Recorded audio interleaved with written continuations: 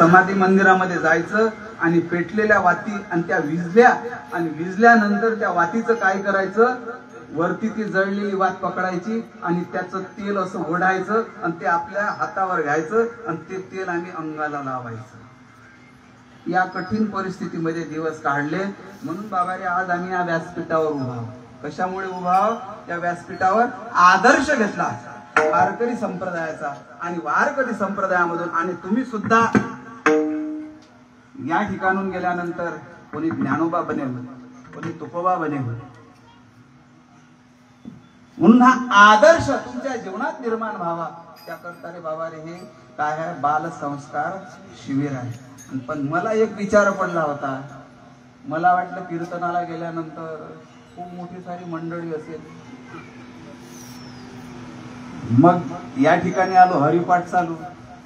त्याच वेळेस माझ्या लक्षात आलं की माझ्या समोर बसणारे हे सर्व शिबिरातले विद्यार्थी आहेत. आणि मग अभंग तरी कोणता घ्यावा विचार पडला. अभंग कोणता घ्यावा? मग विचार केला, आपुलिया हिता असे जो जागता हा तरी घ्या. मग विचार केला हा कोणीतरी घेतला असेल. घेतला का? हा, ह्या कोणीतरी अभंग घेतला असेल म्हणून हा घ्यावा नाही. मग आणखी विचार केला अभंग कोणता घ्यावा. विचार केला आणि सर्व गोष्टीचा विचार करून, कारण ज्या ठिकाणी कीर्तनाला आलो आहे ना ती भूमी कोणाची आहे? जगाच्या मालकाची भूमी आहे.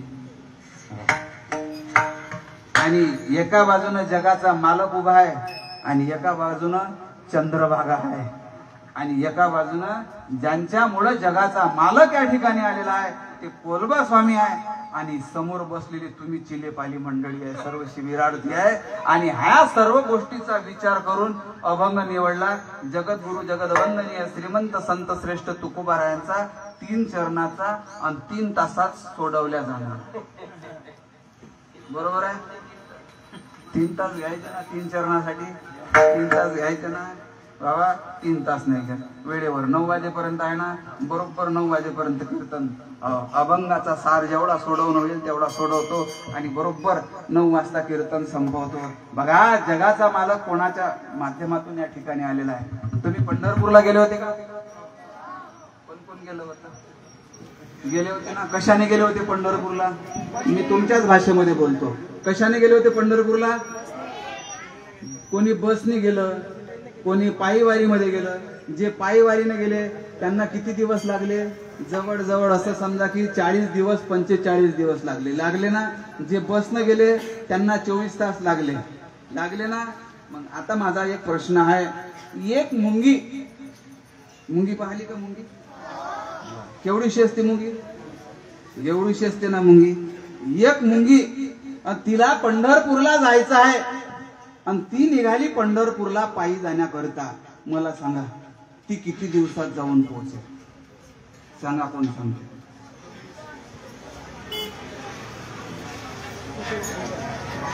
तुम्ही जोपर्यंत सांगणार नाही तोपर्यंत मी बोलणारे नाही, चालणारे नाही, घरी जाणार नाही, इथंही थांबणार नाही, रडणारे नाही, हसणारे नाही, जेवणारे नाही, पाणी पिणार नाही. सांगा तुम्ही किती दिवस लागतील एवढ्या मुंगीला जायला? अहो कल्पच्या कल्प निघून जातील. त्या मुंगीचं आयुष्य संपून जाईल पण ती मुंगी पंढरपूरला पोहोचू शकणार नाही. मग त्या मुंगीने विचार केला मला पंढरपूरला जायचं आहे, मग जावं कसं? वेळेवर पोहोचलं पाहिजे. मग ती मुंगी काय केलं? त्या मुंगीने एका जणाच्या शर्टाच्या कॉलरवर जाऊन बसली.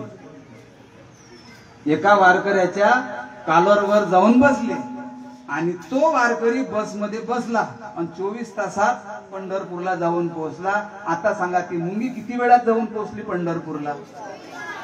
24 तासात पोहोचली ना पंढरपूरला. माझा दृष्टांत संपला, माझा सिद्धांत हा आहे. तसंच सद्गुरु जोपर्यंत जीवनात भेटत नाही आणि जगाच्या मालकापर्यंत जर पोहोचायचं असेल ना तर सद्गुरूचं बोट धरावं लागतं आणि त्या सद्गुरूचं बोट पकडून जगाच्या मालकापर्यंत पोहोचता येतं. आणि जगाच्या मालकापर्यंत तुम्ही आम्ही पोहोचलो आणि कोणी पोहोचवलं? सद्गुरूने पोहोचवलं. आणि ते सद्गुरू म्हणजे कोण आहे? कोलबा स्वामी आहे. कोण आहे सद्गुरू? कोलबा स्वामी आहे. म्हणून जीवनात गुरु कसा असावा? श्री गुरु सारी खास्ता पाठीरा, श्री गुरु सारी खास्ता पाठी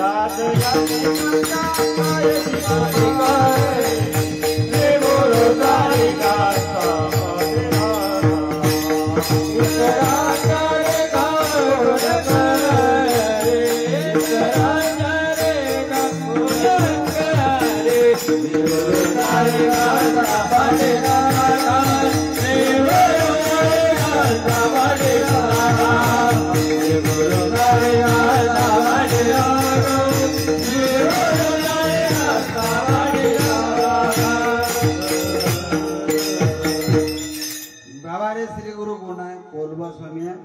त्यांच्यामुळे जगाचा मालक इथे आला. कोणामुळे आला? कोलबा स्वामीमुळे जगाच्या मालकाला सुद्धा या ठिकाणी यावं लागलं. गाय पाहिली का तुम्ही? गाय हा आधीचा काळ असा होता, सर्व गायी रानात जायच्या आणि त्या गायी चारण्याकरता एक गुराखी राहत होता. तुम्ही पाहिलं का गायी चारणारा गुराखी? ज्या वेळेस गाय रानामध्ये व्यात होती, आपल्या भाषेत बोलू का? आपल्या भाषेत बोलू काय? गाय ज्या वेळेस त्या गायीची प्रसूतीची वेळ होती आणि गाय प्रसूत होत होती आणि प्रसूत झाल्यानंतर त्या गायीचं पाडस, त्या गायीचं पिलू, त्या गायीचं वासरू तो गुराखी काय करत होता? खांद्यावर घेत होता. तुम्ही नसन पाहता, पण आम्ही पाहिलं हे डोळ्याने चित्र. तुम्ही नसन पाहिलं. आणि रानातून ते गायीला आणि वासरू, ते गायीचं पाडस ज्या मालकाची गाय त्या मालकाच्या घरी घेऊन जातो. कोणाच्या घरी? मालकाच्या घरी. आता मला तुम्ही सांगा, त्या मालकाला, त्या गुराख्याला ती गाय त्या मालकाच्या घरी न्यावी लागणार आहे, मग तिला दोर बांधावा लागणार आहे ना? दोर बांधून तिला घरी न्यावं लागणार आहे ना? दोर बांधून घरी न्यावं लागत नाही. त्या गुराख्याच्या खांद्यावर पाडस, त्या गायीचं वासरू खांद्यावर घेतलं गुराख्याने का तो गुराखी निघाला आणि जिकडे जिकडे गुराखी तिकडे तिकडे ती गाय, जिकडे जिकडे त्या गायीचं वासरू तिकडे तिकडे ती गाय. आणि बरोबर त्या गायीचं वासरू त्या मालकाच्या घरी आली. त्या गाय बरोबर त्या मालकाच्या घरी. गायीला सांगावं लागलं का रानामधून घरी जावं लागतं म्हणून? मग गाय कशामुळे आली? कशामुळे आली? वासरामुळे गाय आली. कोणामुळे आली? वासरामुळे गाय आली. म्हणजे त्या मुलासाठी, त्या पाडसासाठी, त्या पिल्लासाठी त्या आईला कुठे यावं लागलं? त्या मुलाच्या किंवा त्या पिलाच्या माग माग घरी यावं लागलं. तसंच एक माय पंढरपुरात आहे आणि त्या मायचं नाव आहे विठू माऊली. आणि त्या विठू माऊलीचं एक पिलू आहे आणि त्या पिल्याचं नाव आहे कोलबा.